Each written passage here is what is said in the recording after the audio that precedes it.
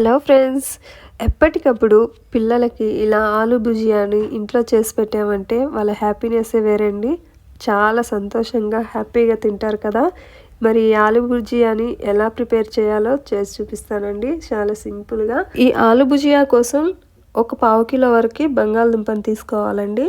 ఈ బంగాళదుంపల్ని శుభ్రంగా మట్టి లేకుండా బాగా కడగాలి. వాటర్లో ఇలా కడిగిన తర్వాత మనము కుక్కర్లో పెట్టి ఒక 5 విజిల్స్ వచ్చే వరకు ఉడికించుకోవాలండి. అలా ఉడికిస్తేనే బాగా మెత్తగా ఉడుకుతాయి అన్నమాట. వీటిని ఇలా కుక్కర్లో వేసుకొని ఉడికించుకుందాము. బంగాళదుంపల్ని ఉడికించుకున్న తర్వాత వాటిపై ఉన్న పీల్ని నీట్గా తీసేయాలండి.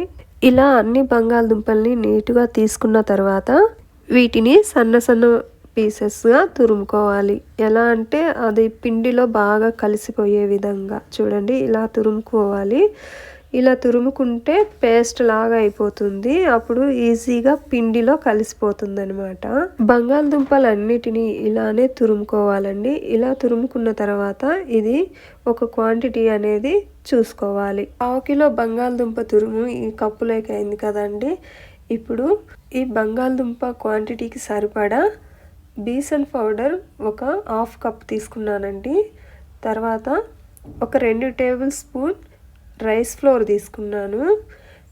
తర్వాత రుచికి సరిపడా ఉప్పు, టేస్ట్ తగ్గ కారము, amchur powder 1 spoon, chaat masala 1 spoon, oil heat చేసుకున్న ఆయిల్ 1 స్పూన్ యాడ్ చేసుకొని వాటర్ అస్సలే వేయొద్దండి. వాటర్ ఏమి వేయాల్సిన అవసరమే లేదు.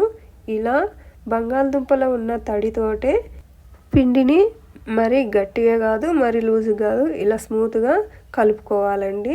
ఇప్పుడు పర్ఫెక్ట్ కన్సిస్టెన్సీలో ఉంది. ఆలు భుజియా చేయడం కోసం మురుకులు చేసుకునే దాంతో ఈ ప్లేట్ని ఎంపిక చేసుకున్నాను. ఇంకా చిన్న హోల్స్ ఉండేదైనా పెట్టుకోవచ్చండి, కానీ మా పిల్లలకి అదే ఇష్టం కాబట్టి నేను అదే వేసుకున్నాను. ఈ మురుకుల మిషన్కి లోపల కాస్త ఆయిల్ పట్టి ఇవ్వాలండి. తర్వాత ఇలా పిండిని మొత్తాన్ని కొంచెం కొంచెంగా లోపల పెట్టేసుకుందాము. ఇలా పిండిని ప్రిపేర్ చేసుకున్న తర్వాత స్టవ్ పైన కడాయి పెట్టుకొని డీప్ ఫ్రైకి సరిపడా ఆయిల్ వేసి ఆయిల్ హీట్ అయ్యాక ఇలా మురుకుల మిషన్ తోటి ప్రెస్ చేసుకోవాలి.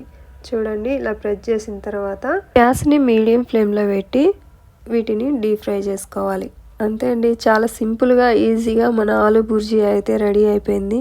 ఇంకెందుకండి ఆలస్యం, ఈ వీడియోకి ఒక లైక్ చేసి ఫ్రెండ్స్కి షేర్ చేసుకోండి. Thank you.